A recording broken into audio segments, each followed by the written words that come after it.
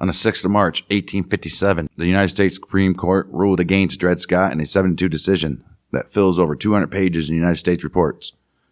The decision contains opinions from all 9 justices, but the majority opinion has always been the focus of controversy. Wow. It is. Denied them, 7 justices formed the majority and joined an opinion written by Chief Justice Roger Taney. Taney began the court's opinion with what he saw as a core issue in the case: whether black people could possess federal citizenship under the U.S. Constitution. The question is simply this: can a Negro whose ancestors were imported into this country and sold as slaves become a member of the political community formed and brought into existence by the Constitution of the United States, and as such become entitled to all of the rights, privileges, and immunities guaranteed by that instrument to be citizen?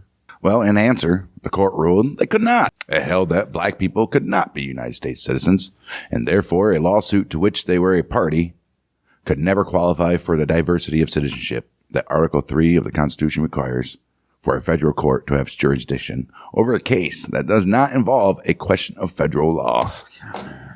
The primary rationale for the court's ruling was Taney's assertion that the black African slaves and their descendants were never intended to be part of American social and political community. He says, "We think that they are not included and were not intended to be included under the word citizens in the Constitution, and can therefore claim none of the rights and privileges which that instrument provides for and secures to citizens of the United States.